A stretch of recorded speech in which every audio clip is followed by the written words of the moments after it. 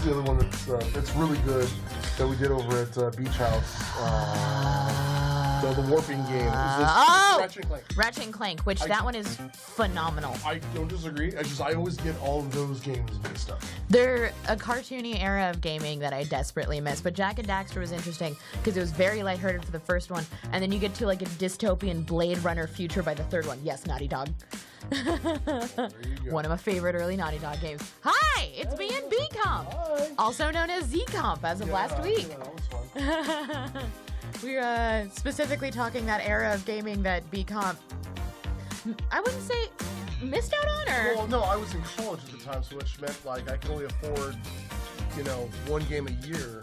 So unfortunately, PlayStation 2 was that era, so I missed out on a lot of that stuff. Here, let's scoot in. Let's get cozy. Oh, there we go. There we go. Can you hear B-Comp now? Hi. What up? Yeah, this entire wall, I think, at some point, minus World Series of Poker, I have no idea how to play that in a video game form, dominated my life at some point. Fallout 3, though. You'll love to see it. You'll love to see it. Comic Daddy, a.k.a. Oh, I don't know if I like that. Comic Father? Sure. Why not? Jak and Daxter was phenomenal. I just didn't expect it to go from like cartoons to Blade Runner so quickly. Sly Cooper was another one that was absolutely phenomenal that I wish more people played. That's the thief one, the cat thief one, right? Or the rat thief one? Raccoon Thief. Raccoon Thief. I believe Carmelita was a fox that was hunting him down, and she was hotter than she had any right to be. Hello. Gotta be right up on it too. I need to talk to B-Comp. Oh, bye-bye. All right, now it's just me for a bit. B-Comp is speaking to someone about something. Hi, everybody. Yeah, I loved me some Sly Cooper specifically. I think it was actually X-Play that I watched back in the day that convinced me to play Sly Cooper. But my heart will always belong to Spyro. What else do we have on here? I'm very excited to show y'all the new table that we have going on. Thank you. I love it. It's from a brand called Mokiyobi, and everything that they have is super colorful, and it looks like a video store, which is why I want it. Sly Cooper is the one. Crash just got an incredible reboot by the same people. Hi, Cassim! Come on in. Just yell into this microphone with me. What's up, effers? Welcome to this. Whatever this is. Look at whatever this is. Yeah, we can't let Gina carpet the table. No. Did they know that was her? We've insinuated, and it also happened live on camera. Oh, yeah. Yeah, she, on camera, in break, did it, and then they watched Zilch come in and take the knife from her. She pulled out a butterfly knife. Zilch did it! He took the knife! I think you're odd. There's something wrong. Alright, Audio sucks? let me see. I don't think it's the right place. Okay. If our audio is weird, it's because of this mic. What the hell? Can you even do this job? No. It's going to be here for the entire 4 room. Cassim, you're as spicy as a 7-Eleven hot dog. Oh, I love a no. 7-Eleven and I'm hot just dog. as good for you. Yeah. 7-Eleven hot dog. Both give me heart palpitations. You know, there was a moment where I had an energy drink this weekend, and I was like, I can feel the pressure it puts on my heart. Yeah. And it's too much. No. But then you're in this catch-22 where you're like, I'm too tired to not have this energy drink. You need it to continue to function. Yeah. But now you're functioning like you're ill. Because that's just what any caffeine does to me now. I had a coffee and then I had... you've gone so long without it. Mm-hmm. I had one coffee and I couldn't stop shaking for 6 hours. I want to go back to that. We call that in the weed world a tea break. Yeah, it's a tea. Yeah. Tolerance break. Every once in a while, you got to take a tolerance break because then you don't have to be that person that does dab rigs to fall asleep. When I smoked a lot, I was like, this isn't doing anything for me. Yeah. I've got to take a break for this to be... I'm spending a lot of money on this, and I've got to make sure it works. Yeah. And now I've reached that with energy drinks. With energy drinks and coffee because you've got the fancy drip system. Oh, I have the nice coffee. I got a delivery waiting for me at my door. What'd you get? Fresh beans. What kind of beans? Nicaragua. The good Nicaraguan beans. Honduras. I gotta bring you some back from Guatemala. Guatemala? Guatemala. Yeah, I would love to have some Guatemala. I have family beans. that roast coffee out there. I'm not surprised. I feel like you have your fingers and everything. Oh, you guerreros. A lot of fingers and a lot of pots. Yeah. You have a lot of pots. Yeah, I would love to try like a bean that was personal to you. Yeah. I've eaten a lot of coffee cherries because you can eat them. Yeah, when they're unripened, or was that when ripened? they're red? When they're unripened, they give you diarrhea. When they're ripened, they're red. When they're ripened, they're red. Before you... They dry them out. Yeah, they dry them out. Yeah. You put them on your roof. So if you have like a big flat roof, you dry them out up there. And then from that point, they're just like kind of green and dry. And then you roast them for a bit. And then you roast them kind of slow until they turn like that dark brown, depending on like what kind of roast that you want. But you have to dry them first. And they're honestly not that bad. So when they they're give you a little bit of a buzz, like Yeah. a caffeine buzz? Yeah, like if you eat them, you get a caffeine buzz. So we would like roast them, and then sometimes you just like pop a couple in because it was like nice to have. And they were like pretty good, but like eating a few does give you the heart palpitations too. Yeah, we've got to figure this out. I think it's going to be one of those things in like 50 years where they'll be like, we can't believe people drink energy drinks. Kind of the way we look at like they used to put cocaine in Coca-Cola. Or cigarettes were on the Flintstones. Yeah. They taste good like a Winston That's should. right, yeah. They gave women tapeworms as a diet. Yep, you can take them as a treatment. pill. Yeah. That's where we're at. Coca-Cola was a medicine initially, and now it makes your teeth fall out of your head. Yeah. Mountain Dew. I've seen some kids on Mountain Dew on TikTok. Oh my god. They'd be lucky if they had 2 teeth. I'm scared I had a friend that drank so much Mountain Dew, and by a friend I mean a person that I'm married to, that drank so much Mountain Dew, their doctor basically was like, you're ruining your kidneys like you're drinking alcohol. Yeah. And they haven't touched the stuff since. I don't know anyone that has an occasional Mountain Dew. I've only seen people that only drink. It's like a medical Mountain Dew. It's an epidemic. Somebody asked the flavor of coffee cherries, and I'll say honestly, just kind of like a regular cherry. Really? If they tasted like It's not regular super sweet. cherries, they would be a thing. It's like a less sweet cherry. I think they're not as much of a thing just because they're like kind of hard to eat, and if you eat a lot of them, they're kind of like, they have a lot of tannins in them, so they kind of give you that like dry, like back when you had red wine and like wine is really dry and it kind of dries out your mouth. A lot of coffee cherries Where have you like a need tannin like a glass effect. of water after. Your mouth is sucked That dry. effect to it. This is a Mochayobi shirt. Thank you so much for asking. Is that the brand? Yeah, this brand is Mochayobi. I love it, whatever it is. Everything that they do is like crazy color blocking and stuff like that. Take a look at that. Take a look at that. Oh, it's got a quality tab. It's knit. It's sewn in. Yeah, it's written. It's written in there. Putting away the Mountain. Oh, I'm sorry for a lot of you that were drinking Mountain Dew, but maybe like have a glass of water as well. Like 1 Mountain Dew, 1 glass of water. Let's just go like 50-50 so like Vanessa doesn't have to worry about like what the color of your pee is. Yeah, if you guys are still drinking Mountain Dew, I'd say like there's a couple different ways it could go for you. Yeah. You're either going to end up drinking more. Yep. And you don't want to. I've only seen those guys in like I said, TikTok, and they're only popular because they're missing their teeth. Yep.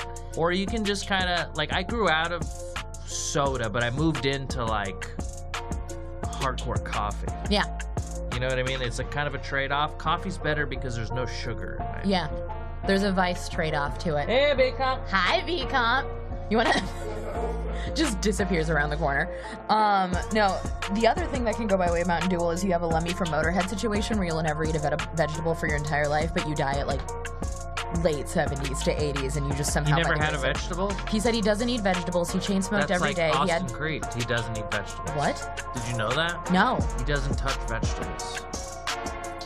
That's not fair. That's not fair. That's exactly right. And remember when he ate all those donuts when he was on Vibe He Check? ate all them donuts, and I have watched that man put away food, and then he just stays like an Adonis. I want to dislike him. There's a lot of reasons to dislike him based on just him looking the way he does, but he's so sweet and He's nice. God's favorite. He does have a favorite, the guy upstairs. Yeah, And Creed's one of them. He's so sweet, though. I was so surprised by Creed's horror movie tastes because we're both like genre people. I didn't know that he likes things as gory and violent as he does. Okay. I think that's like his Does that make you respect him more? Absolutely. I was looking through Shudder last night. Mm-hmm. We were trying to find a horror movie, and we stumbled across this Bigfoot movie. And as a Bigfoot aficionado, I feel like I have to absorb all the Bigfoot content All there the is. media. This movie was so bad, but it sold me because in the trailer, You know how sometimes like the monster reveal will make or break a movie? It's kind of like a movie, horror movies, a lot of them are just built around the reveal. Yeah. And in the trailer, they had this Bigfoot stand up and it was lit, right? And it looked like a real suit. It looked great. It looked great. And then I fell asleep before that even happened in the movie. The rest of the movie was so bad. What movie? This movie called Monstrous. It was a Bigfoot movie on Shudder. And not a particularly the acting was fine or whatever. There was even some fun lesbian makeout scenes in it. You love to see it. You love to see it. Hell yeah. Representation. And but like the monster itself was almost like a bait and switch. In the trailer, it seemed like a real suit practical effect, and then the parts of it that I did see were really bad computer CGI. That's such a bummer, especially because like a lot of horror movies, they just take advantage of the fact that they don't have that much money, and then they lean into that. Like Attack the Block, you get that monster reveal, and you're like, sweet, it's low budget, but it looks amazing. Never seen. Should I? You would love Attack the Block. Is it found footage? No. Okay, I'm tired of the found footage. I feel like found footage, there's like 4 movies that I think use that premise very well recently, and then everything else. Blair Witch and Paranormal Activity? On top of Blair Witch. Lake Mungo is one of them. It's a fantastic found footage movie where the director that did it, that's the only movie he's ever done. He did it and then he dipped. Lake Mungo? Lake Mungo. It's Australian. Lake Mungo. Lake Mungo. And it's about a girl that disappears and they can't find her and they don't know what happened to her. And he actually improvised. Most of the dialogue is improvised, so it feels real. It feels like an actual family that cannot find out where she is. So much talent to do correctly. It's incredible. Yeah. He put out one of the best found footage movies I've ever seen, and then dipped, and nobody's heard from him again. And it's called Lake Mungo, and it's amazing. Maybe it was a real movie. Right? Maybe he was taken by the lake. There's a jump scare in it that I know happens, and it still gets me every time. That's how good it is. Effective. The rest of found footage is mostly Werewolves Within, great movie, directed by my pal Josh Rubin. I loved Werewolves Within, and it made me realize how much there's like a hole in my heart for horror and comedy, and how much that really it's not that it like doesn't exist anymore, it's just not as prevalent as it like was for a while when we had like Shaun of the Dead and Tucker and Dale and like actual very funny horror comedy movies, because they're genres that deserve to touch. They're both the release of tension. Have you seen it's something with Mick Jagger's son? Mick Jagger has a son? He has a son, I'm sure. And he looks like, you see him in this movie, you're like, I wonder if this guy's last name is Jagger. It's Rick Jagger. Yeah, it is something like that, and it's you can see in his face, it's like he's probably related, but he's in a horror movie, and it takes place underwater. They find a haunted, or it's like a house, a scary house, but it's underwater. Yeah. It's like the deep house. I'm right. The deep house, the night house. I think it's the deep house. If somebody knows what it is, let me know. I haven't seen it, but I want to see it so bad now. It was surprisingly not a bad movie. I want to check that out. And also, if any of you have Shudder, check out Behind the Monsters. You'll see this dum-dum. Oh yeah, The Deep House. 90 seconds, thank you. The Deep House. 90 seconds. Yeah, I did a Shudder series not too long ago. Oh, I remember, yeah. You've got to check that. What's it called? Behind the Monsters. Yeah, because you are such an expert. Thank you. They were like, we can't do something about monsters without having one in our movie. There's an edit that they left in that I don't begrudge them for, but it kind of... I think it's during the Chucky thing in which I say a thing and then I like kind of drift off and repeat myself and like start drumming on my legs and look off to the side. And they left it in. Oh, cool. They left in me like zoning out and finishing my thought. And I'm like, I don't know how that got past the edit, but it's literally me going like, I bet it's hilarious. Cool. Yeah. And then just drifting off. Yeah, you horror people aren't normal people. No. Yeah, you're interesting. Broken on the inside. What are we going to do right now? What are people going to tune in for? You're going to tune into Fresh Ink because we have a lot to talk about. Lots. If you guys don't know what happened during Comic-Con or just don't understand it, this is the place for you to hang for the next hour-ish. Hour-ish. Yeah. We're going to be checking out chat questions. We're going to be unpacking things. Places! All right, I love you. Bye! Okay, we'll see you guys in literally a minute.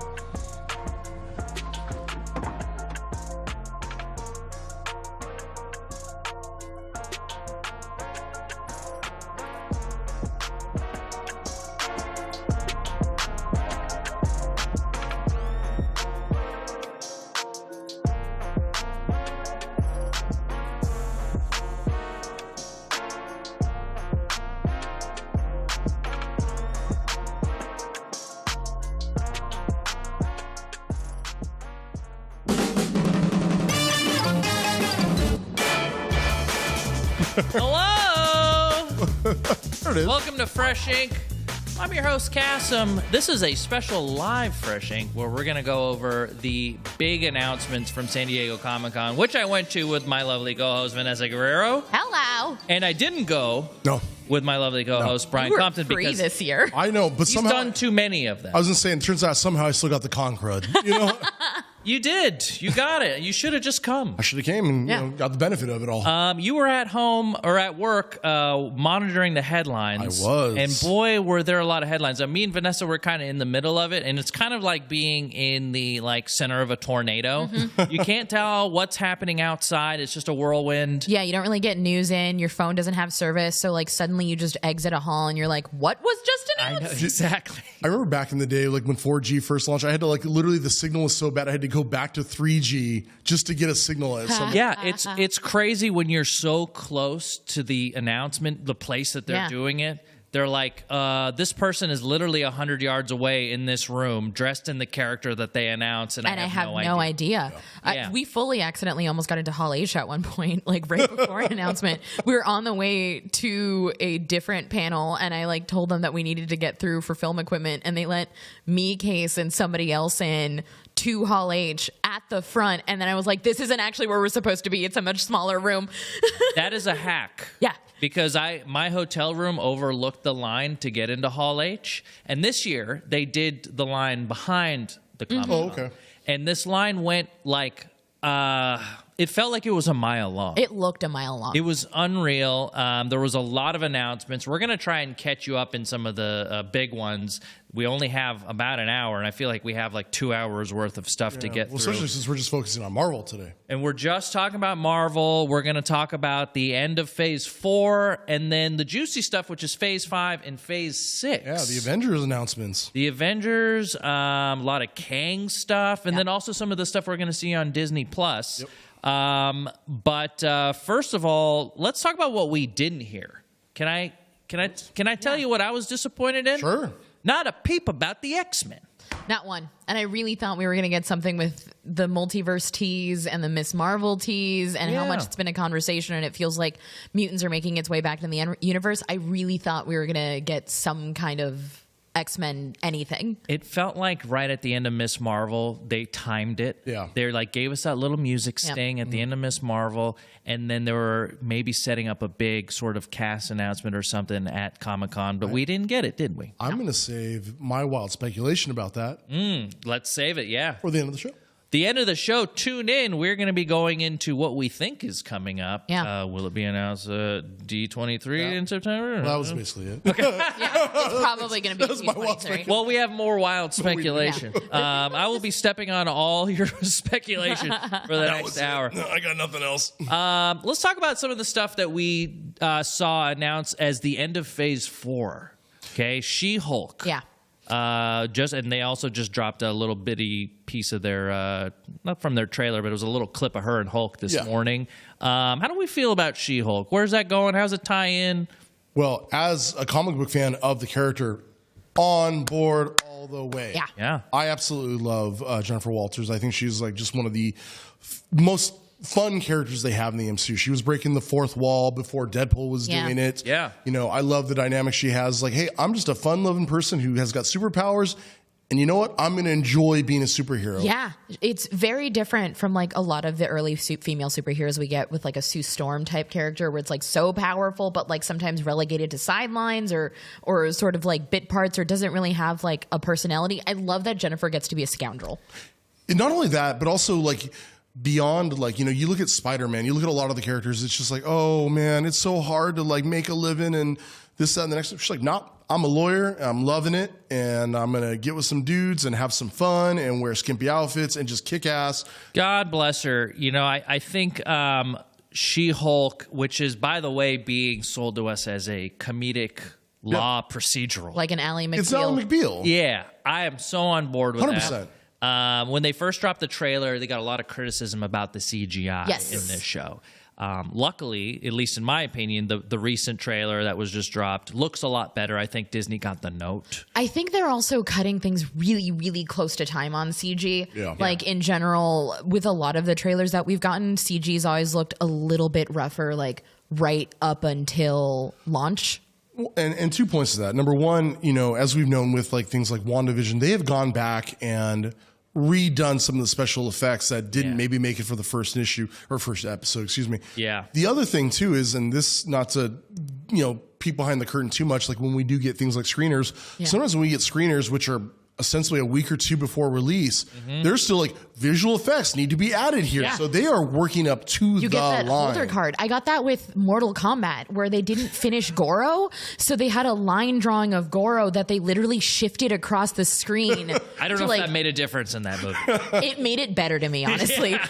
What I will say is, and I just saw this comment from before a long time ago in the comment section, who said she's too skinny. I just read an interview before we got in about kind of the reasoning between her size, how they made her size versus Hulk. They said specifically that they wanted her to be able to do like human activities. Athletic. They want to see her go on a date and not be too big for the booth. And they're going to make Hulk be that big, almost sounded just brick S house, and that's his role. She's a little she's funny. Yeah. She goes on dates, like you said. She's more human. She's like 6'7", I think, in the show. She's like 6'7", so like ostensibly she could fit in a booth or walk through a doorway or with. There's a chick on TikTok, a girl on TikTok that I follow. She's like 7 foot. What's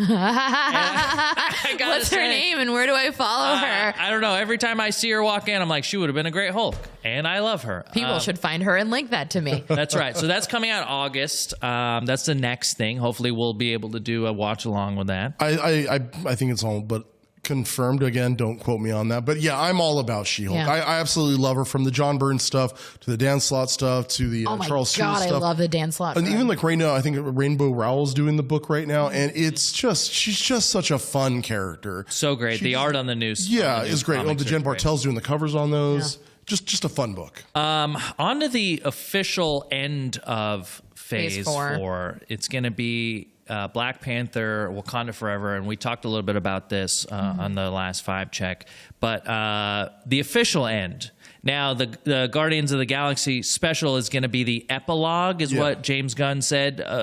So it's kind of like that's the last piece of Phase 4 we see. But the official end of Phase 4 will be Black Panther. We talked about how much we love this trailer. I mean, I think for those of you that haven't seen it, it is probably, my opinion, the best Marvel trailer I've ever seen. Easily, because I think it does such a good job of taking a real world event and putting that impact both on like everything that Chadwick like brought to that role and that gravitas that he brought to T'Challa and that like irreplaceable memory and put it into the universe of this movie. So like not only are you like feeling the trailer and feeling what's going to be happening in this movie, but I think all of us are kind of like collectively coming together and like co-mourning Chadwick. And this trailer was incredible. Well, that's the thing, is we haven't had a chance to, like, in the MCU or even like as Marvel fans, like outside of like I think they did some memoriam stuff in the comic books, but like really have a chance to honor like his legacy. I mean, it was not, and unfortunately it was as short-lived as it was, but it was an impact. I think the closest they got was like some of the Marvel animation logo. They'd replaced it all with Black Panther at one point. But yeah, this is a chance to finally say goodbye to the character and to the actor. It's one of those things that transcends just a movie. Yeah. You know, like you said, we're saying goodbye to a character, so to speak, and that character will be replaced by someone. Yeah.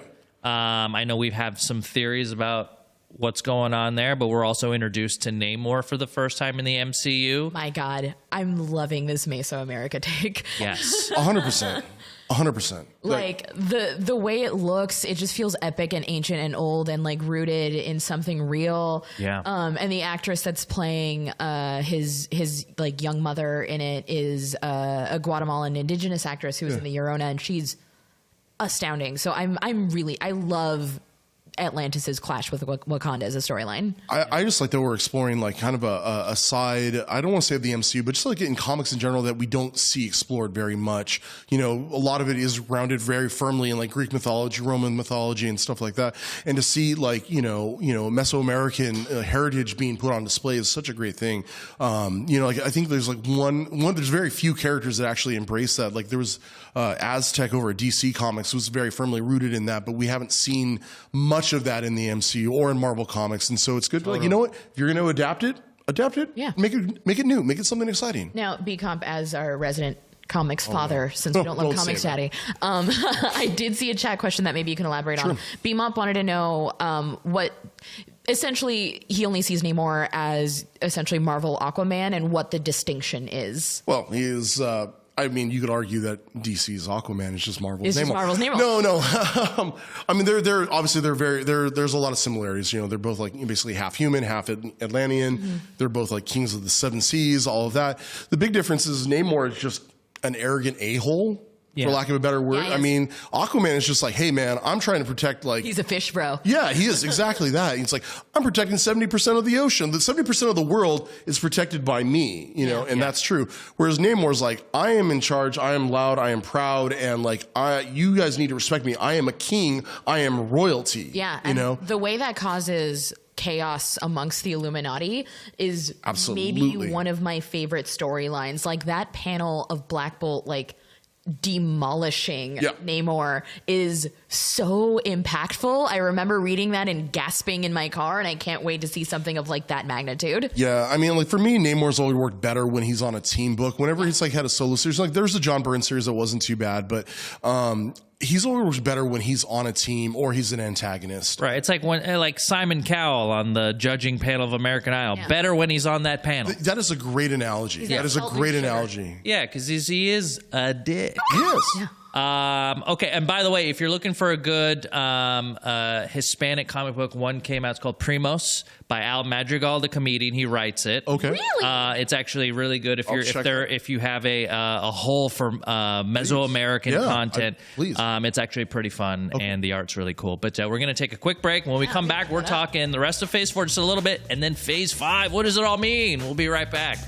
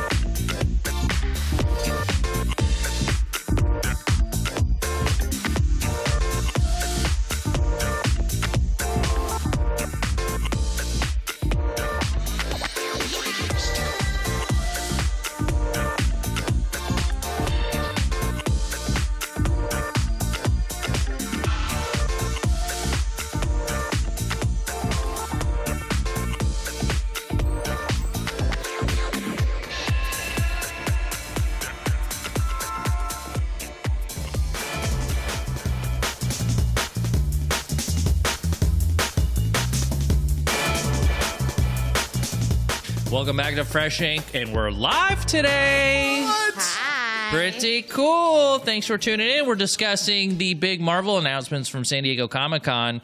And just to finish up Phase 4 talk, we talked about Wakanda, and we talked about She-Hulk.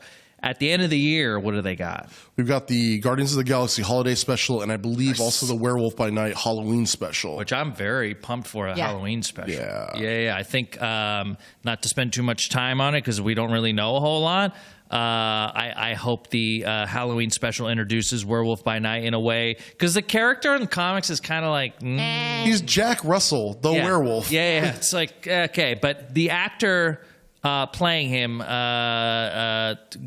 Gabriel Luna. I got to look that up. That's all right. Is it Gabriel Luna? Or No, it's something. It's the guy who was in Station 11.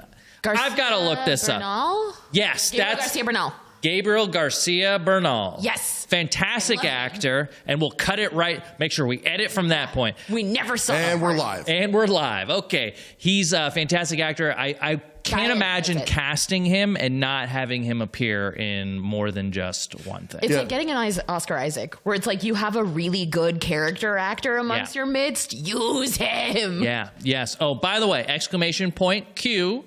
You can submit a question, and most likely it'll be B-Comp answering it, but send it in, and we will try and answer questions as we go. I did see somebody say about Werewolf by Night that we're dissing the source material. A lot of source material is not as good as the byproduct. Some of you forget that Tony Stark kind of sucked.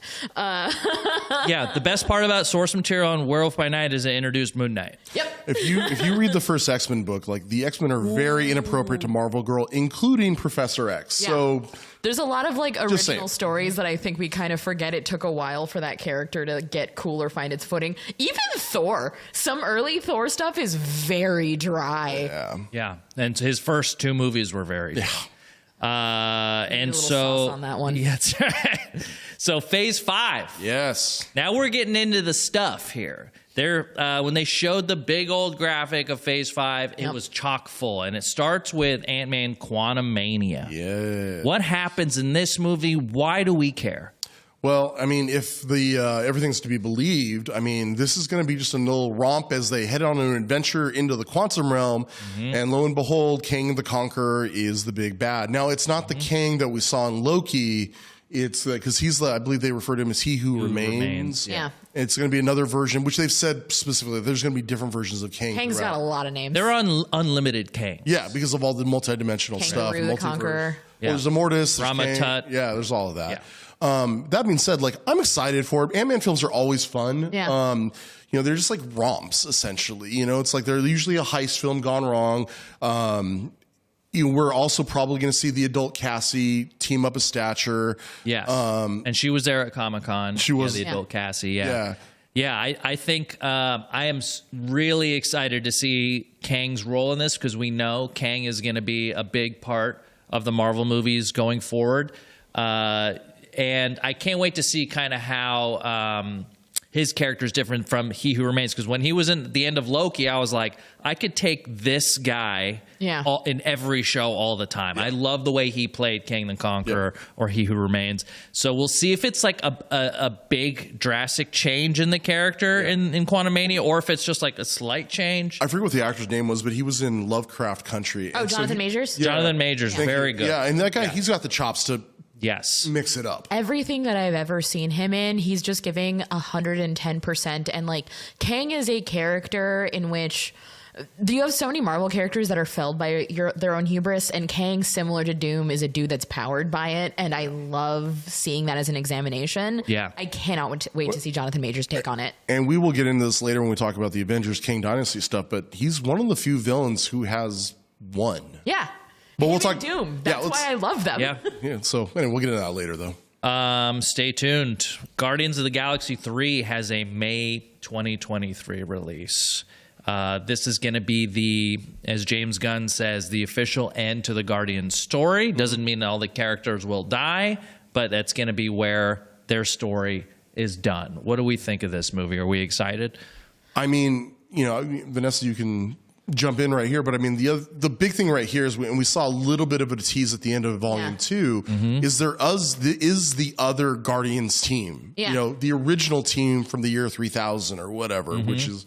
It's going to be interesting to see them not only like hand that off, but I've noticed James Gunn is a dude that's getting the keys to the castle to just about everything that he signs up for. Both Marvel and DC have told him, you know, do whatever you want. And I'm loving watching him inject some of his like trauma, gross humor that his origins were into it.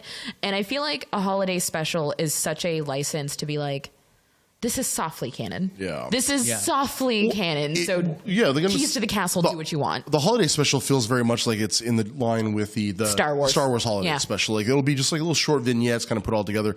And as for 3, I mean, we do know Gamora, they're probably looking for her because like at the end of Endgame, it's like it's a variation of her. Basically. And he does refer to her in the new Thor movie as well, in which it's clearly like something that they're after. And also Mantis is becoming more and more of a character every time that we see her. So she might be like a little bit more self-actualized at this point. I really do wonder how much of the film changed because, he got fired, was it back in 2017, 2018? Seems like a lifetime ago. Yeah, it was. But it was like, he got fired. Then they're like, okay, the film's on hiatus. He'd already written the film. Then they hired him back after he did Suicide Squad. And it's like, okay, did that film change between like Thor 4 getting released or not? Right. Yeah. I don't know. Who knows? We'll see. I would like to think he came back and put his stink all over the whole thing. Yeah. Okay, so the Marvels then is following that in June 2023. Yes. We're going to see actually what happened at the end of Miss Marvel, because we have that insane swap where they're in each other's universes now, and we have no idea where Kamala is at this point. And I'm also wondering if we might get any X-Men teasings there, since spoilers, but at the end of Miss Marvel, it is teased that she is the first mutant back in this universe. Yeah, that's right. I mean, on top of that, not only do we have that tease, but it is called the Marvels. There's, like I said, there's the other Marvel Girl, which we kind of briefly talked about, and I think at the end of the Miss Marvel thing. But also, again, the mutants do tie in with with Carol specifically quite a bit, like you said, with the Rogue thing as well. Yeah. And we also have Monica Rambeau in Doctor Strange, who is Captain Marvel. So is it a possibility that we'll see all these different versions? I don't know if it'll be different versions, but we know Photon will be in it. We know, Brie Larson will be in it as Captain Marvel. We know, obviously, Kamala will be in it as well.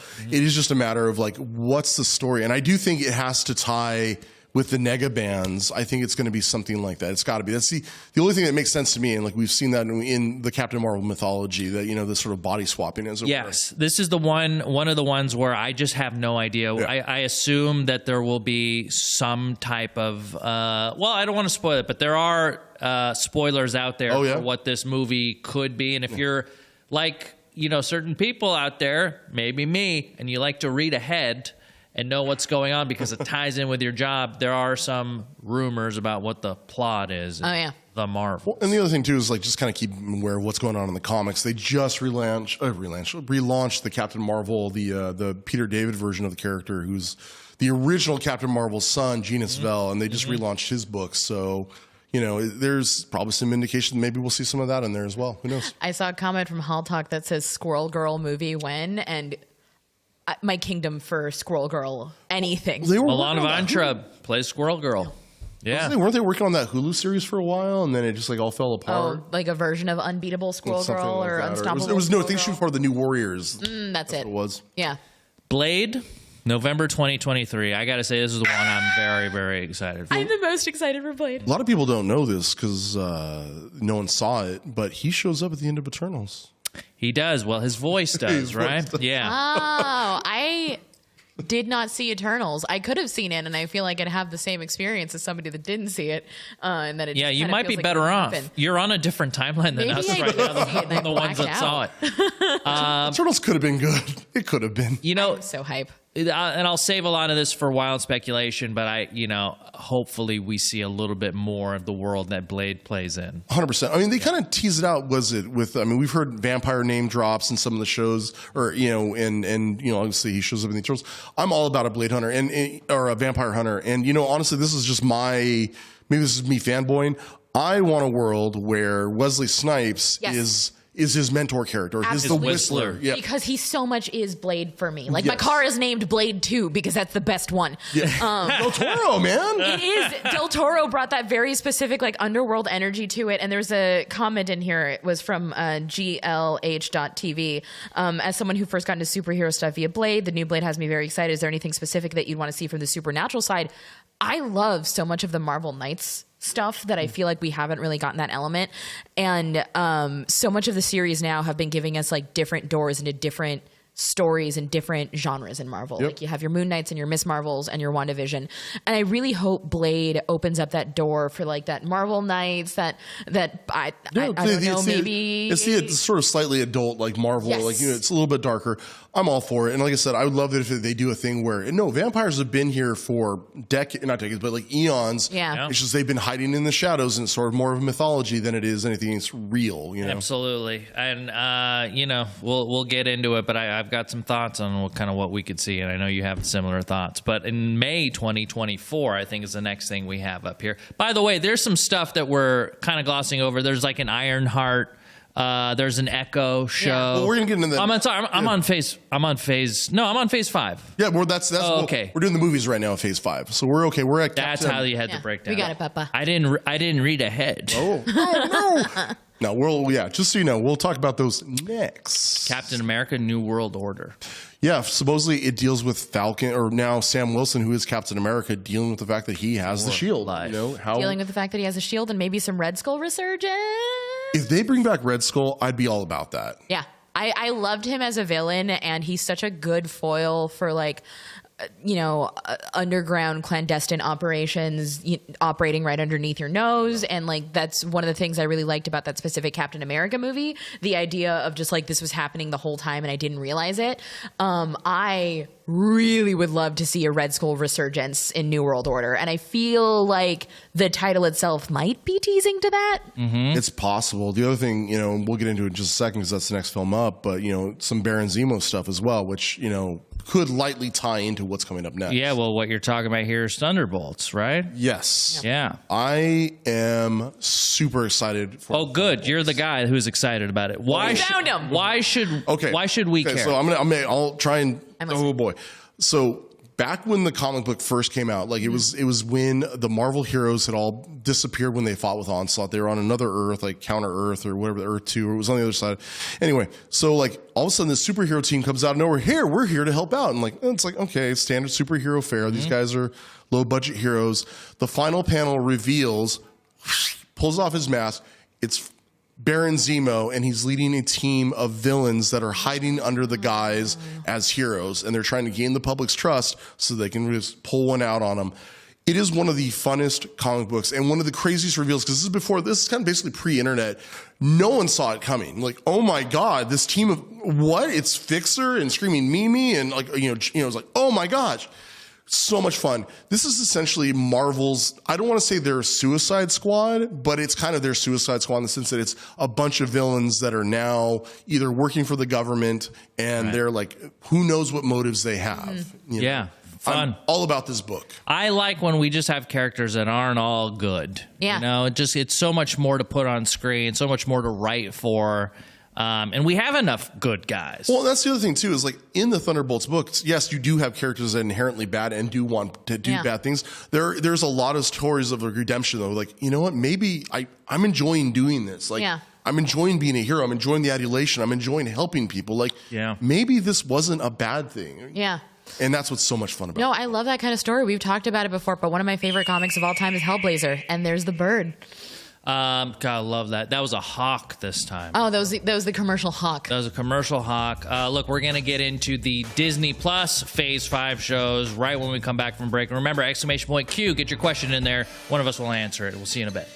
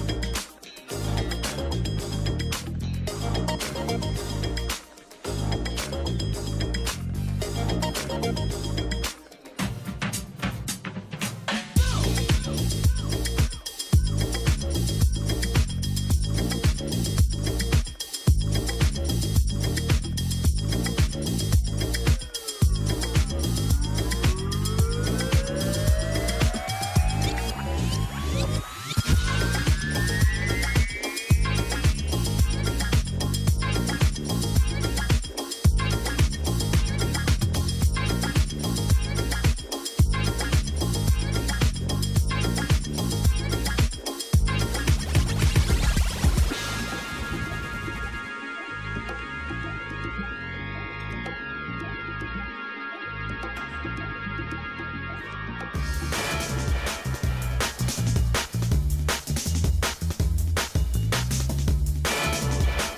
burned. We're back. We're back already? Oh, shoot. I was ready.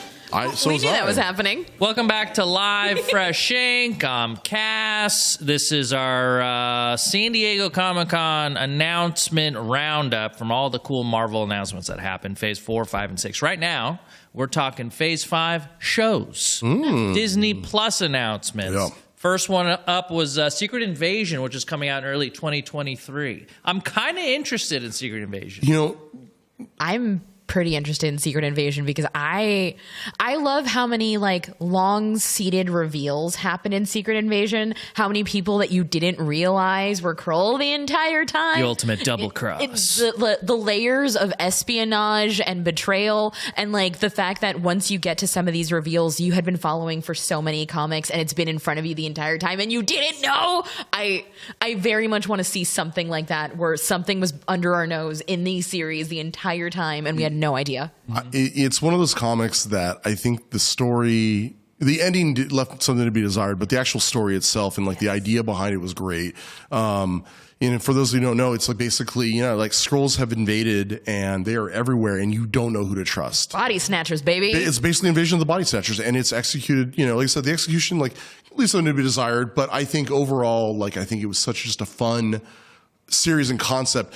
The thing that gets me interested with this is not only do we have I believe it's Emilia Clarke, who played Daenerys Targaryen on Game of Thrones. She's going to be the Skrull Queen, I believe, in this. Yay. Yeah. The thing that's interesting was on Disney Plus, they bill it as a crossover event. Interesting. What could that mean? That's where I'm like, wait, what do you mean crossover? This is like a miniseries, I thought. And I'm wondering if we're going to see a lot of cross-pollination of all the various series and shows and movies kind of coming up. Like, are we going to get Oscar Isaac popping up, or a Skrull version of Oscar Isaac as a Skrull, or as Moon Knight rather? Are we going to see Skrull versions of like Daredevil, Skrull versions of the She-Hulk, or Skrull versions of Captain America? Yeah. And I'm really curious to see how this is all going to come together, Absolutely. I have this is one that I don't know. I haven't really seen a lot of leaks about what's happening on Secret Invasion, but it is one of those ones that I am very excited about. Yeah. And potentially would love to know what crossover event, because in my head, and we'll talk about it in a sec, that Secret Wars is the ultimate crossover event. That's universes on universes crossing over. Okay, great. One that I'm not as excited about, but maybe it needs to be reframed for me, is Echo, which is coming out in early 2023. I know that we saw her in the Hawkeye show. Can you tell me why I might care about Echo a little more? So, I mean, obviously there's a lot of representation going on with just the character alone. I mean, she actually is Native American. I believe she does have a prosthetic leg, and I believe she is also deaf. And that is not a slight against. No. But the character, yeah. But in the comics, I believe she was created by David Mack. I want to say it was during the relaunch of Daredevil during the Marvel Knights run back in the '98, and I think it was came off Kevin Smith's run. I think David Mack took over, and it's just basically her idea. The concept behind her character is that she's essentially Taskmaster. She sees it, she can emulate it. Oh my God, that's the fastest way to sell me on anything. I love Taskmaster types. I like anybody that just kind of absorbs your idea of who they are just by looking at you. That is my favorite kind of power. What was so great about it is her is like an antithesis to Daredevil's, who Daredevil can't see, but she could see him, and she could mimic everything he could do. Do we have any ideas on where the story, what happens in the story, and how it ties in? So I believe, when I read it, she's going to be going back to where she was born and getting back in touch with her native roots, and I believe it's kind of coming to terms with a lot of that. In the comics currently, I believe she's an Avenger, and she has the power of the Phoenix. I don't think they're going to go. Cool. I don't think they're going to go that route, but some IP stuff there. There's a lot of stuff, but she's her design is really cool. I hope they do it. There's literally in the comics, she has the imprint of a hand on her face as part of her costume design. And like I said, David Mack, if you haven't had a chance, he does the book Kabuki. Beautiful. I love Kabuki. Beautiful art. Look, if there's one character that deserves, it's usually the characters we don't know anything about are the ones I get most surprised by. When they do the treatment too. Oh, that's the thing is like because there's such a palette that they can not draw from, but they can kind of create and kind of like, hey, we can explore a lot of stuff. I think it gives a lot of opportunity. Because it's not like sacred to fans in a way that they're very like, I only see this character in this direction. There's liberties that could be taken and honestly updates because sometimes a character that was created like Namor back in the 60s and 70s, Namor is a really good example, like don't really age that well or maybe could have like had a better take.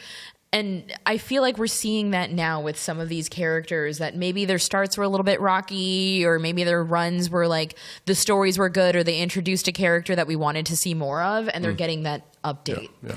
I love that. I think that's been the best part of just this whole era of Marvel is that they've kind of got me interested in characters that I didn't care about or know about. Well, and that's the thing is like making people care about things that they didn't need to know that they care about. Yeah. That was the whole Guardians of the Galaxy franchise for me. Yeah, nobody. No, I'm sorry. Anybody who said that they did, with maybe the exception of my friend Josh, like almost no one cared. Like I remember when they made the announcement. Didn't care. Josh, my friend Josh cared, but like literally, like when they made the announcement, like they were just like, yeah.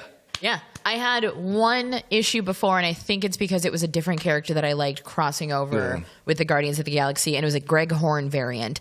And like it was worth nothing, and then all of a sudden Guardians happened, and everybody suddenly was asking questions about it. I didn't even read it; I just owned it. Yeah.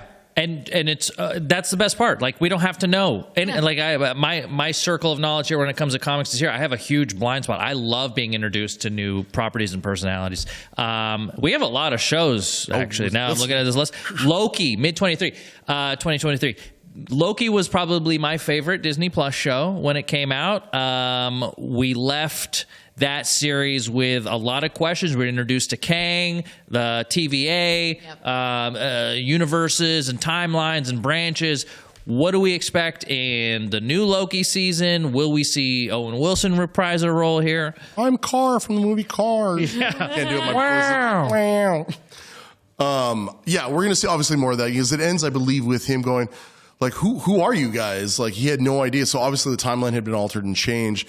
It sounds like they're going to do more romps and that kind of thing, dealing with time and different realities. And if, Kevin Feige, what he said, this is the multiverse saga. It's about all those different variations. Yeah. If it's the multiverse saga, again, I call a lot of shots and none of them happen. I know that I make a lot of Hail Marys and most of them aren't real. But like, that's the whole point of it. I would really like to see specifically Kid Loki because that's such a backdoor to Young Avengers and multiverses because the Young Avengers story that we first got when we got that Kid Loki story with Jamie McKelvey and Kieran Gillian was a multiverse story. Yeah. It was a story about a multiverse, a multi-dimension parasite.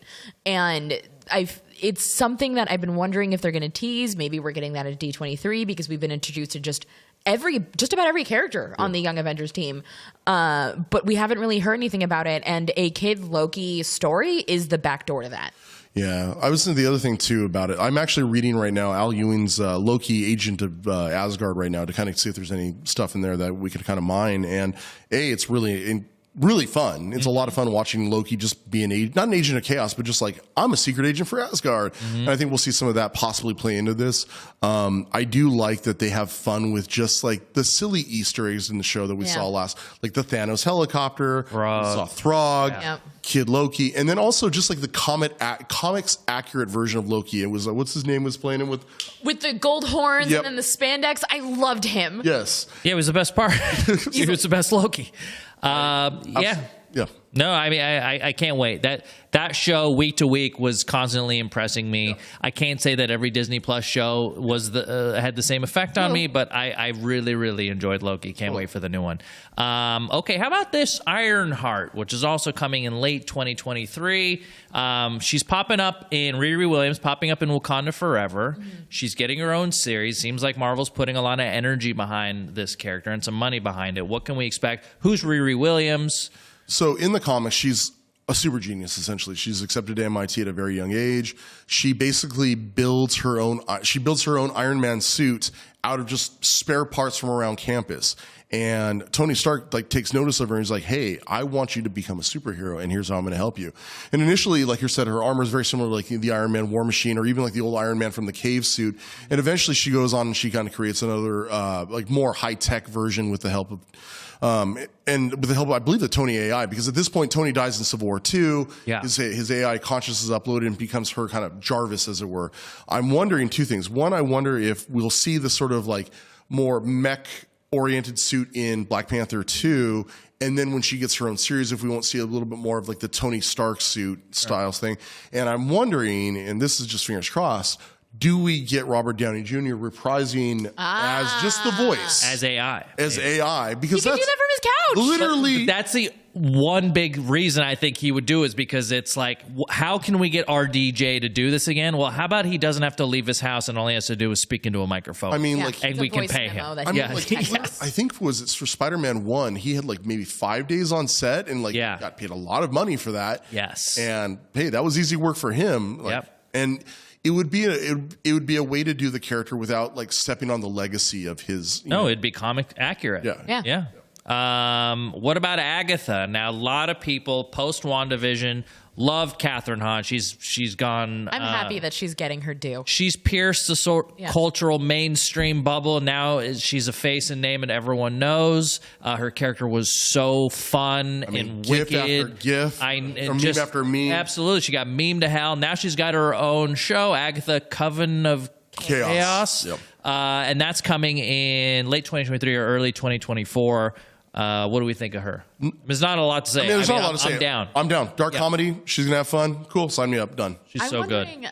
This could just be a blind spot of mine, but how many different storylines like have witches as an element tied in the Marvel universe that this could?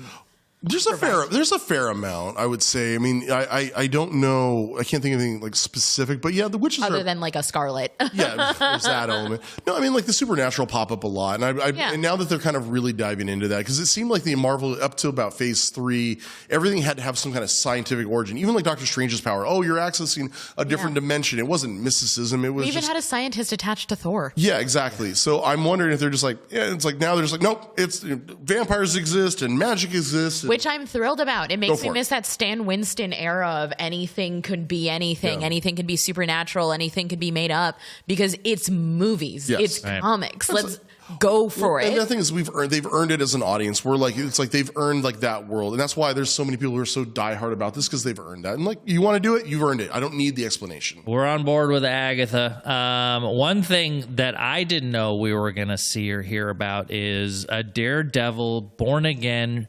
18 episode series. On board. Give me more Vincent D'Onofrio. There was, once it came off Netflix, there was some talk, what's Marvel going to do? They've got the rights back. How's this going to go? How's it fit into the MCU? Well, we kind of know now. Yeah. And it's not only are we getting the show, we're getting 18 flipping episodes of it. Yeah, I'm still curious if the Daredevil from Netflix will be canon. And why is it Born Again? So, I think it's a double meaning. So, the comic book Born Again is one of, if not the greatest Daredevil arc of all time. I love it. Absolutely. It is Frank Miller and David Mazzucchelli who did the Batman Year One. And I hate to say this, I'm going to get a lot of haterade for this. If I had to pick one to read, I'm going to read Born Again over Year One. Yes. Year One is great. But it retells the origin of Batman. Born Again grows Daredevil as a character and has so many great lines in it. One of the best things in it, the essential premise is Kingpin finds out who Daredevil's identity is and decides to F up his life. He takes him apart piece by piece, destroys his home, takes down his business practice, literally leaves him for garbage. And if the final thing he's going to do is just kill him, he's like, and what ends up happening is Daredevil, being Daredevil, doesn't die. He manages to live. And this panel right here, you can see at the bottom says, Kingpin realizes he made a mistake by not getting him killed because he realized a man without hope is a man without fear. Yes. And that is like, and it sums up like Daredevil's like, yeah, I've got nothing to lose. And I think that's why they need 18 episodes. I think it's a combination of one.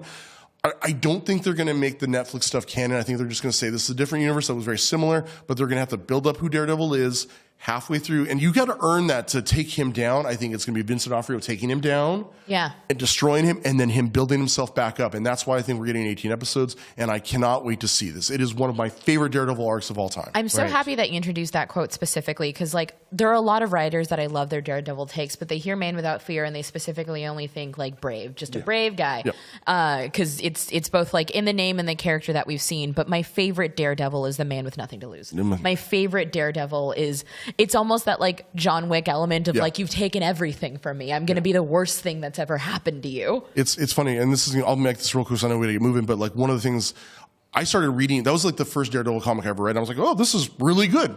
Yeah, no kidding, it's really good. It's like one of the best things ever. It's Frank Miller at his best before he became a little problematic now, but it really is. Do yourself a favor, go out and pick it up, because it is the arc to me. And I love Brubaker's run. I love Kevin Smith's run. I like some of Bendis' run. I absolutely Mark Waid's run. I mean, I really do love Chip Zdarsky is killing it right now. It is the arc in which all other arcs are held. Yeah, it's definitive. Sold. And I know we're supposed to see Daredevil in She-Hulk. By the way, do you think it'll be this lawyer off? Oh yeah, it has to be lawyer off. We see that at the in Charles Soule's She-Hulk run. It's them facing off, and 100% we need to see that happen. Yep. I think Daredevil is going to be a huge part of the MCU moving forward, and here's the proof. All right, when we come back from break, we're talking Phase 6. Then we get into some wild speculation. Trust me, it gets wild. Stick around. We'll be right back.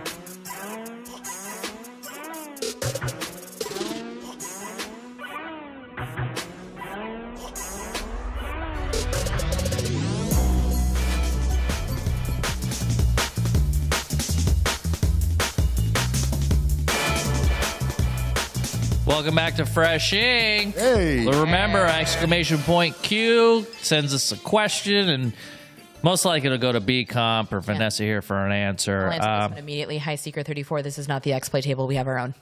Ayo. This is a brand new table. This is a brand new table that we're not going to carve. Yeah, screw that vibe check team. We got, Oh, wait, we are. This is mine now. It's awkward. Welcome back. We are now talking Phase 6. We are now into 2024 and 2025. Yep. The first official announcement of Phase 6 is a Fantastic Four movie, which is slated to come out November 8th, 2024. So pumped that they announced it. We still don't know who are Fantastic Four. I don't know who they are, because it's not. I'm telling you, it is not going to be Krasinski. I don't. I'm sold on him being a variant. That's exactly what it was. But I don't think it's going to be him. And I'm wondering if they're going to start it like a younger Fantastic Four. 100% they have to. Currently, my favorite Fantastic Four movie is The Incredibles. Yes, that is it literally is. It's the best one. I feel like a lot of the previous Fantastic Four movies were in like that era of superhero in which we weren't quite sure what we wanted to keep and what we wanted to leave behind when it came to like comic book stories. But I know they're referred to as like Marvel's first family, and it feels like a default to say that it's one of your favorite, but Fantastic Four stories are truly some of my favorite stories because I love every single one of those characters and their dynamics, and I really love the Thing. And Doom is my favorite villain. He is my favorite villain of all time. Yeah. I have been frothing at the mouth waiting for a good Doom my whole life. Absolutely. I mean, you don't get some of the best villains without Fantastic Four comics, and that's Fantastic Four 5, and then you introduce Doom. Then you've got Galactus and Silver Surfer and 48. Yes. Nihilus. Yeah, I mean it's so great. It's a shame that this will be the third time they've rebooted, or fourth. Is it the? It'll be the third time, well, right? It's the Spider-Man thing, I think, and if I had to, I'm just throwing this out there. If I had to be Kevin Feige, I'm wondering if, you just don't even bother with the origin story. Like Spider-Man, we've seen Spider-Man's origin enough. We've seen the Fantastic Four's origin enough. They go to space, they get powers. Great, done. Yeah. Right. Let's move past it. I want to see Ben Grimm deep into his life as the Thing, operating as the Thing, and everyone knows that he's the Thing. By the way, rumor has it Jason Segel is going to play the Thing. Your thoughts? Love that casting, actually, for both the character, how he operates, how he speaks, and also That's just a rumor, by the way. Don't hold me to it. But it's one that I dig because so much of Ben Grimm's heritage comes into play. I hope so. I think B-Comp isn't as excited about it. No, not at all. No. Was that you thinking about what he would play it like? Well, because I have loved Jason Segel from Freaks and Geeks to Undeclared and How I Met Your Mother and all of that.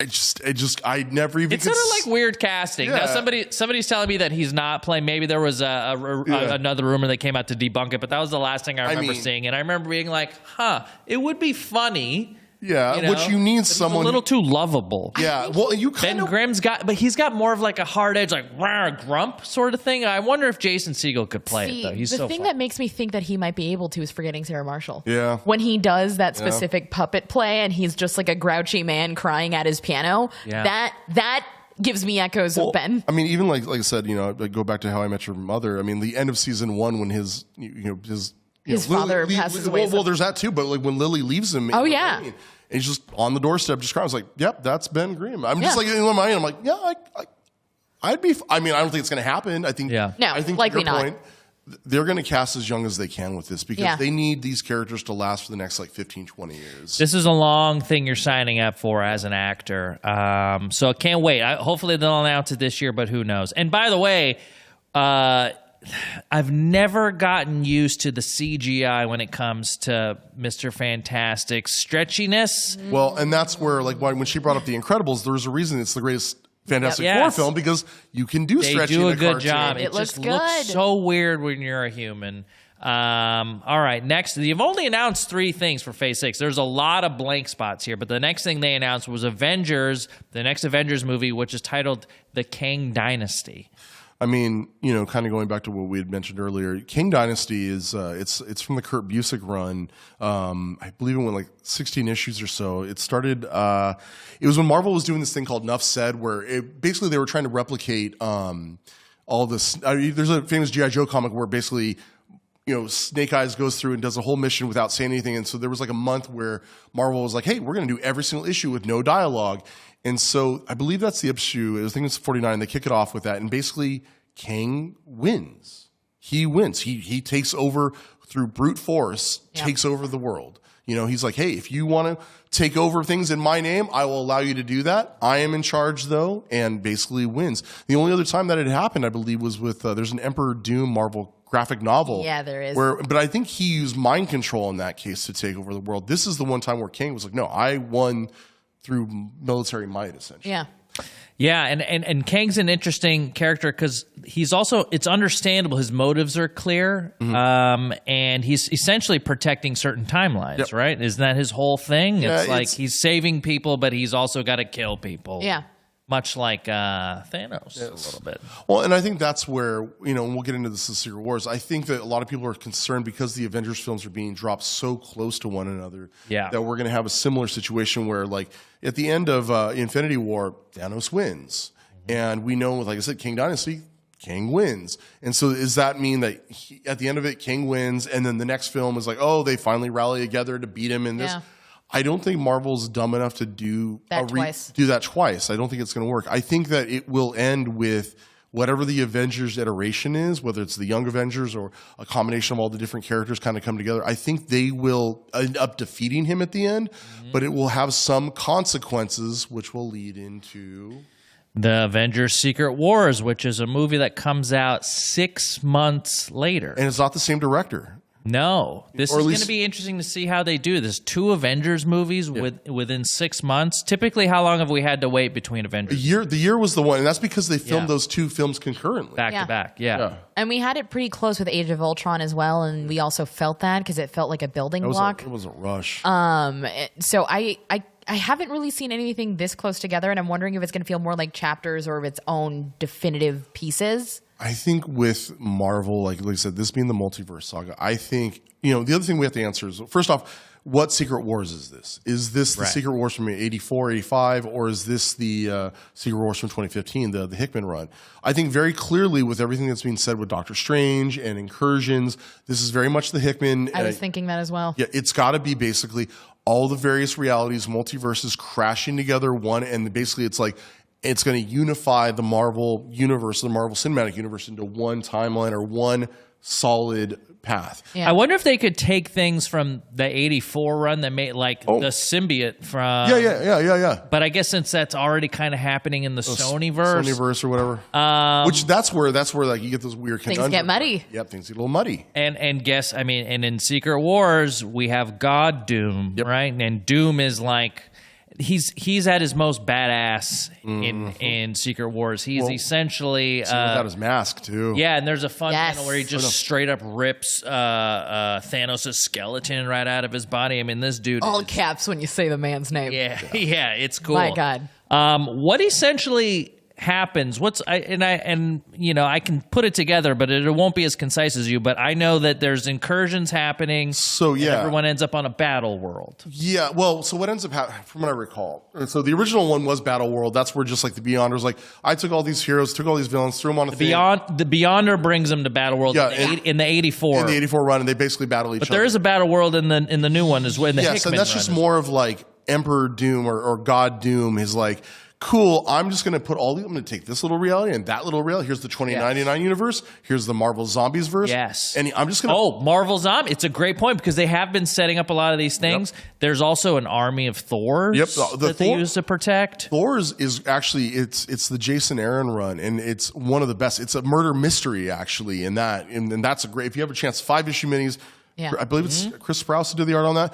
Wonderful. But basically it's just all these different realities, and he creates an entire battle world out of it, and where it's like, yep, here's the Age of Ultron world, here's the Zombies world, here's E for Extinction, here's this, that, and just all of your basically the greatest hits of the Marvel universe. Here's 2099. All your Spider-Man, there's Miles and Peter. Honestly, I hate to say this, I'm not to sound like, I don't know, cynical, but to me, the whole event read as a way to get Miles Morales into the 616. And, maybe we can get into this in wild speculation, but there are a lot of characters like Miles that we still have to find a way to introduce. We know they will. Yeah. Well, I mean, he was teased in the first Spider-Man film when Donald Glover gets his hand stuck on. He's like, he's like, my nephew's running around town too. Even in the last movie, No Way Home, they're like, wouldn't that be crazy if there was another Spider-Man that was black or something? I think they said something like that. Yeah. That was running around. I am dying for that character to be involved in some way because I have loved watching the introduction of the character and like initial lukewarm responses because for some reason we can't take anything new without freaking out. Yeah. And then everybody seeing why Miles is 1,000% his own person, his own Spider-Man in his own universe. Yeah. Well, and it's funny you should even say that. It's like at this point how many Green Lanterns have coexisted at the same time? We've had the Hal Jordan, we've had Kyle Rayner, we've had John Stewart. There's been plenty of Green Lanterns that are just different versions of Green Lantern, and they all coexist together. We can do that with Spider-Man. We're doing that with Captain America. Literally, it's Steve Rogers Captain America, Sam Wilson Captain America. They exist at the same time. We can have multiple characters filling that role, and they're all their own thing. Yes, exactly. Exactly. This is going to be big. I feel like whatever they've set up with that they did and achieved an end game, potentially this has the possibility to be much bigger, but also way more confusing if it's not done. I mean, look, there's a world, I'm going to get going, but world where, hey, maybe Hugh Jackman shows up as a cameo as Old Man Logan. Well, let's get into that after the break. We're going to be getting into our wild speculation, the stuff that we haven't seen yet, and maybe where we think some of these characters are going to be showing up. We'll be right back with more Fresh Ink.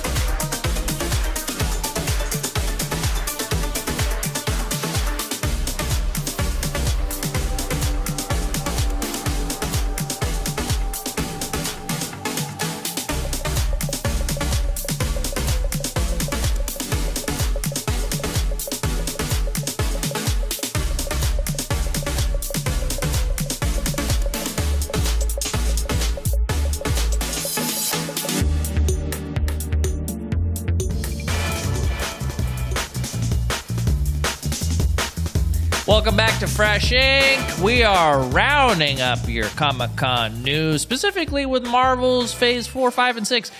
Phase 6 ends with, or does it? So far, all we know is that it's the probably end with Secret Wars, or that'll be like there'll probably be an epilogue or two to it as well, unless they're gonna do something. It's a big year, but they've only announced 3 things, which means that there's a lot of room for other stuff, and a lot of stuff we haven't even talked about yet. But there are also some things that they mentioned like last year and the year before that have just kind of gone under the radar and haven't had any sort of mention about, like what happened to Armor Wars. Yeah, there's Armor Wars. Okay. Nova? What? Nova was announced. We know that Nova's coming. We talked about Nova semi-recently, but it feels like Armor Wars is like maybe they're hoping we forgot about it. I mean, I feel like they were going to have to tie that to Ironheart, and maybe they're just like, hey, let's get Ironheart out first, and then we'll get to Armor Wars afterwards. Yeah. Maybe they're working out some with Robert Downey Jr. that fell through the cracks. You know, maybe it was the AI stuff, you know, the VO. I don't know. Maybe it has a scroll tie-in as well, because that might imply... specifically with Don Cheadle's character realizing that the world around him isn't what it is. I feel like they just kind of mentioned it and now aren't really touching it. Yeah, and who knows? Maybe it's because the slate got a lot fuller with things like Echo and Agatha. You know, like those weren't originally on the slate back in the day. Armor Wars was announced before those, so it could be just like, hey, these ones are going to take precedent. Let's move these ones forward. It seems like there's a whole lot of stuff that we haven't even gotten. I mean, there's also we know we're gonna get a Shang-Chi 2. Yep. Yeah. No word of that. There's Thor 5. Thor 5 is still out there. They haven't even mentioned the Spider-Mans, but we know it's happening. We gotta get our Spider-Mans. Yeah, they worked out a deal. They're I mean, they have to have. Yeah. And since that's, you know, they co-own it kind of with Sony, Sony owns the character and they get the marketing rights, and Marvel gets the story rights or whatever. But maybe we'll see Sony with a separate announcement. I think they're in charge of all the Spider-Man stuff, but unless they give Marvel the like green light. I mean, I was saving it for later, but yeah, I mean, like also D23 is around the corner. September 9th through 11th. We expect more. I mean, I would say specifically. I say we'd probably get more trailers out there. Maybe we get the Guardians trailer released online. Yeah, I think we get a few other things like that. But I wonder if they're saving like specifically the X-Men stuff. That's what I was thinking. Yeah. Because I feel like not just the announcement that was teased, but the fact that they teased it on a Disney Plus show, it makes the most sense that any kind of X-Men announcement is going to be happening at D23. Because I think, especially for how much story, characters, and lore exists in the X-Men universe, that's not a movie, that's a series. I mean, the X-Men is one of my favorite books. I will take them as a show, as a movie, whatever. As a cartoon. Yeah. Every iteration's great. I mean, honestly, and we are now at that point where the X-Men can be done in their comics accurate kind of like spandex. I mean, yellow spandex. Missed it. Well, it's funny because, like, you know, when it did come out back in 2000, it was like, they threw that. What did you expect? Yellow spandex? I'm like, that would have looked like crap. You know what I mean? And, you know, and even it's funny because the comics then took a kind of a cue to that. I think it was the Grant Morrison run. It was the new X-Men stuff. Puts them all in black leather. I'm like, that's fine. That works. Yeah. But now we're at that point where spandex is done. It's like that mix of leather and armor that it's like, you know what? I can see Wolverine almost like a carbon fiber element to it. Yeah. And I was a big fan of X-Men Evolution back in the day, and that was one where it took that yellow spandex and added that like Y2K modernization to it that I think still looks good to this day. Yeah. Those characters had like such an interesting update to their ages. Like I loved Evolution, and it was like the closest thing to like a real world daily life X-Men series that had like a lot of the high school to it. Yeah, well, because it's a school. You know what I mean? Like one of my favorite things, and I think I mentioned this during Miss Marvel recaps, is that I would have loved to have seen an end credit sequence to like Spider-Man 3 where he gets a letter from Xavier School for Higher Learning or Xavier School for Gifted Youngsters. You've been accepted. And like, yes, give me that. You know, give me a high school like adventure with kids with powers learning and, you know, hormones and all that other stuff, but also just like learning how to use these powers in a real life setting. So many of them have such terrifying implications while they're also like going through just being a teenager, like Rogue and Nightcrawler. Nightcrawler's stories, I feel like sometimes he gets relegated as either like a religious character or the blue guy that isn't Beast. But like there's so many directions you can take Nightcrawler specifically in. Well, and that's the beauty. It's like, you have there's the Catholicism aspect of it. There's the pirate aspect of him. There's the German, circus aspect of him. Yeah. Just all of that stuff. And he's such a layered and nuanced character. I mean, and his character design, he's one of the best designed, I think, characters of all time. Yeah, those goblin legs. Love it. Just like the prehensile tail, all of that. The second X-Men get announced, everyone's going to ask their pants. I mean, it's going to be the biggest Marvel announcement. I can't think of one bigger. I mean, Fantastic Four is a huge announcement, but as much as I love Fantastic Four, the X-Men and the fans that people are of X-Men is so much bigger. Well, you want to know who the Wolverine's going to be. Well, yeah, exactly. And that's the thing, is because it is such a diverse cast of characters. But, going back to the FF thing, it's like you do need to get out. You need the FF out before that, because it'll get lost in the dust of X-Men. The only one thing I will say, kind of going back to the other thing you get with the X-Men, that you get with the Fantastic Four, is the villains. Yes. One of the things is like a big debate is like, who's got the best rogues gallery? Yes. Is it Batman or is it Spider-Man? Is it, this, that, and the next thing? As a team, X-Men have some of the most memorable rogues gallery. Absolutely. Oscar Isaac as Apocalypse. We all used to forget about that. By the way, they did make an announcement of X-Men 97, the animated series, which is a series I grew up on and loved, that was on Fox in the 90s. That's getting a re-release. They're coming out with new seasons. That's in fall of 2023. Amazing. I love the Magneto redesign. They're using the New Mutants version of his. Oh, yeah? Yeah, it's the big so happy. big M in purple. Can't wait. I can't wait. I just can't wait for X. I can't wait to see Gambit. That's not Channing Tatum. I can't wait to see. Give me an actual Cajun or Creole Gambit. Yes. Give me that ne'er-do-well. That's what I'm saying. Like, there's such great characters, and I mean, even with as the rosters have expanded over the years, like you can go to the core, and then to essentially the phase 2, the all new, all different X-Men with Thunderbird and Storm and Nightcrawler. It's like, damn it, every iteration is just great. The 90s X-Men with Jim Lee is, that's my sweet spot. You know what I mean? Give me more. So obsessed with Gambit when I was a 16-year-old that a friend of mine and I were learning how to throw cards because we wanted to Gambit. Yep. And she got really good at it. And I handed her a card from my wallet and she threw it over a fence really far. And that's how we found out that I handed her my driver's license. Oh, cool. It's one of my, I remember, and I'll make this quick, but I remember, it was back, it was like 95, 96, and they had, Uncanny X-Men 266 in the really expensive Mylar bag, $30. And I begged my mom, please, $30 for a comic? Are you kidding? I own it. How dare you? She broke. She bought it. And I She bought it? She bought it for me. She broke. It was like, I didn't have the money. We were poor. And she broke. She bought it. And good for her. Yeah, I can't wait for that. There's also some things that we can just kind of very briefly go over. They did announce a I Am Groot show. They announced a Spider-Man freshman year, which is going to go on Disney Plus in 2024, which is an animated Spidey at high school. Charlie Cox is reprising his role as Daredevil. Yes, absolutely. He will be in there. And they'll have Norman Osborn in there. They also announced that the new What If season 2, is going to have a Hela story. Odin versus the Mandarin, Captain Carter meeting Winter Soldier, and Tony on Sakaar with Valkyrie and Hulk. And they're already working on a season 3 of What If. There's so much. And then also a Marvel Zombies, which I think is going to be a lot more fun. Yeah. I want to see some genre-soaked Marvel. I got a taste of it with Moon Knight. I want more of that. I just saw a comment that I found interesting just for speculative purposes. Some people have been asking the thoughts of maybe seeing an Aurora Monroe introduced in Wakanda. I thought of that, but it's going to be so weird because she is so tied to the actual Black Panther character. It would be so sad that hey, here's your future, and you're dead.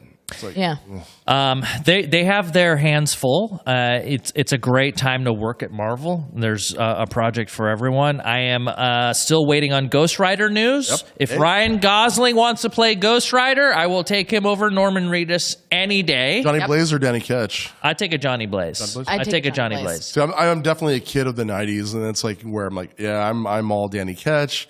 I'm all Kyle Rayner. I'm all Wally West. So. I'll bring in my Danny Ketches. I'm sure you have them, but I got them slabbed, baby. What else did we not get? I would love some Midnight Suns. Yes. I would love. Now we're introducing werewolves. We got Vampire Hunter on the way, which means there are vampires. We have Moon Knight. There's a lot of supernatural. I think what we don't see in that Phase 6 in the empty spots is hopefully some Midnight Sun stuff. Yeah. Thoughts? I mean, look, I absolutely loved Moon Knight. I want a season 2 of that, and if it's in the form of a Midnight Suns, I'll take it. Yeah, you know what I mean. Yeah, give me more of that. I do not. I hate to say this, but like in the comic, or not the comic, but the cartoon, the video game they're doing right now. Yeah, it's got Suns SUNS. Yeah, it's got. Well, it's also got like Spider-Man and Wolverine. I'm like, why is an Iron Man? Why are they showing up? Like Wolverine, I can get, but a lot of the other kind of supplemental characters, I'm like, they don't kind of fit with that, because you do want supernatural stuff like Ghost Rider and Moon Knight and Werewolf. I want him to get Satanic Panic, man. Yes. Got to go dark, and eventually we'll get our Mephisto. Yeah, exactly. Yes, yeah. And Hellstrom's a great way to do it. Let's see, what else did we miss here? They have there was M.O.D.O.K. confirmed to be in Quantumania. Yes. That's the last little piece here. So that's the other thing. We know that I believe Bill Murray's in the film as he's confirmed. This is an MCU debut, and I believe he's playing a character named Kryler or something like that. And I did some research, but I literally just went. I wonder though if that's a misdirect for him to be M.O.D.O.K. Like Bill Murray is a M.O.D.O.K. Do you think? But I don't see Bill Murray in any more than one movie, and within that one movie, like 6 minutes. I mean, honestly, though, like, do you really see a giant floating head in with little tiny legs? Like, going? How are they going to do that? I mean, it's got to be something in the quantum realm, right? I loved the show. I thought the show was so well written and so funny. Yeah. It was so Patton underrated. Oswalt. It was absolutely underrated. It took me a while to hop on the M.O.D.O.K. train, and then everyone was talking about Patton Oswalt's performance, and I'm so sad that not more people jumped on that train. Yes. I mean, the thing is, they've done a lot of characters that are like one and done's. Like Gore is a one and done. We're never going to see him. Hella probably never going to see her again. Yep. So it's fine if Bill Murray comes in, he does his M.O.D.O.K, and then they're done. Gone. Bye. Fine. And obviously, one of the biggest character announcements they could do is a Silver Surfer announcement. So I think it was either Chris McKay or Adam McKay. They had a pitch, and it was a pre-Fantastic Four movie. It would be Silver Surfer, but it'd be like basically an interdimensional race where he's racing against all these other aliens, and like it's this race against. Just like basically Fast and Furious in space. Oh, like before Galactus makes him his herald? Yeah, or maybe after. Maybe it's just, when he's Norman. What's his name? Norrin Rad. Norrin, yeah. But I mean, like it would be him as the Silver Surfer just racing through, and it'd be just this cool. Norrin Rad. Hey, what's up, bro? I would love to see a Silver Surfer, and that'd be fine. Yeah. Also, I'm loving everybody in chat that's giving Robbie Reyes love, because that is a character that I adore. And Robbie Reyes is great too, man. Give me that. Let's get them all, dude. Let's get Cosmic Ghost Rider in there. Let's just get a bunch of dudes on bikes. Like, where's Beta Ray Bill? Get him in there. It should just be Sturgis with the Marvel Studios logo over it. I think that'd be sick. Dude, Cosmic Ghost Rider would be sick. A fun part of Comic-Con was when Chukwudi Iwuji, dressed as the High Evolutionary, came in character because he's going to be in Guardians of the Galaxy 3. I wanted to mention that because it was so fun. There's a clip of him walking around Hall H as the High Evolutionary. What does that character kind of come into play? And what's He's tied a lot to Wongdagore, which is where Scarlet Witch and Quicksilver were raised. Yes. He's kind of like this weird, I don't want to say like Thanos meets Apocalypse. He's not, it's kind of like a Mr. Sinister meets like Apocalypse. Very much about like, trying to evolve things. That's like, like the I think it was like Magda the cow raised Scarlet Witch. It's like really weird, he's like, evolves animals to be, cool. And by the way, if we get a Mr. Sinister, that would be in Secret Wars. I believe he also has a handle on his head for some weird reason. Well, he's portable. There we go. Absolutely. Do you guys have any final thoughts? Any questions that we want? We do have some chat questions. Kunai20 asked, now that Doom is mentioned, do you think we'll see more Doom throughout these phases besides Fantastic Four? 100%. We have to. There are only a couple truly great villains. They're going to seed that as much as they can before they pay that off. Kang is a great one, but Doom is just, I mean... That's where you go with Phase 9. You keep Doom forever. Oh yeah, you do. I mean, the thing is, he's arguably one of the greatest comic book villains. I would say because a lot of people don't like to invest in comic book villain first appearances because they just come and go in the MCU. But if you were going to invest in a first appearance of a villain, Doom is the one. Fantastic Four 5. You got $30,000 to spend on a 9.0. Go for it. Yeah, sure. Well, and the other great thing about that is they can cast reasonably anybody they want because it's just going to be VO. Yeah. Absolutely. I really like this question because I feel like it's hard to do dream casting unless you see rumors. But Troy of Athens wants to know, what's your dream Fantastic Four cast? Ooh. Jason Segel is the Thing. Yeah. John Krasinski is fantastic. Chris Evans is Human Torch. Yeah, the Human Torch. So that was going to happen. Jessica Alba is the Invisible. He almost had that happen for Deadpool 2. Chris Evans was going to show up. I had heard that. Yeah, but also Deadpool 2. No Deadpool news. Yeah, that's the other thing. It's going to happen. I'm surprised. It has to. I mean, I'm wondering D23. It is very tied to the X-Men, and I'm just waiting for one domino to fall, and then a lot of this news is going to come out. Yeah, I think maybe that's what they're holding on. They want to try and hold on to that as much as possible. I saw Giancarlo Esposito for Doom that I really dig. No. Stop casting him. He's the villain. The villain in Mandalorian. He's the villain in The Boys. Yes. The villain in. See, I want Mads. I know we've used him, but I want Mads. You could use him because Josh Brolin has done too. Oscar Isaac. No, but Mads was used as Caecilius in Doctor Strange. So we don't even know what he looks like. Exactly, and he's just going to wear that mask over his face, and he can just use his very sultry voice to have us eat Hannibal human is flesh. where I saw what I want. That's what I'm saying. You can have him. He doesn't. I was like, oh, he wants me to eat this finger. Sure. I mean, Reed is one that I have a hard time with, but Christoph Waltz's Doom is not bad. Who's the guy that was in Green Knight? Not Dev Patel. I'm saying a potential Dev Patel Reed Richards might be really fun. Wow. Right? I'm just making coffee throws. I'd buy that. Hey, man, let's throw for it. Go for it. All right, Slim. Cast him. Slumdog. I'm saying Slumdog might be fun. It could be. I would go seeing with that. him He's young enough still, too. He's young enough. Get a little bit of that, give him a little bit of that. Salt and pepper, if that's right here. Right here. How can you stretch? Right, I'm like, discount Dev Patel. I feel like you get me on the cheap. Yeah. That beard. They can have a whole Kasim G right now. That's right. I'd watch that. Well, guys, let's petition. Let's just get that hashtag. Kasim is. We gotta get me. Kasim is Reed, baby. Fantastic. Or some distant cousin or some version of Kang. Yeah. I'm Egyptian. Ramatut. Hey, you got it. Ramatut right here. You're looking at him. Somebody gave us a Matt Berry as a Beyonder, which I would also dig. Yeah. Who's Matt Berry? He's What We Do in the Shadows.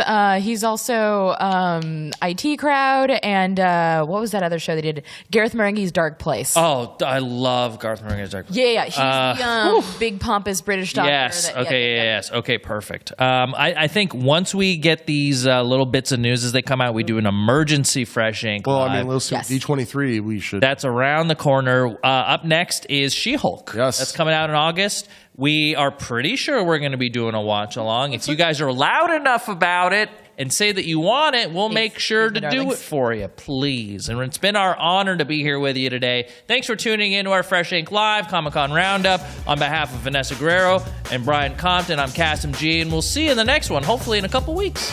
Bye.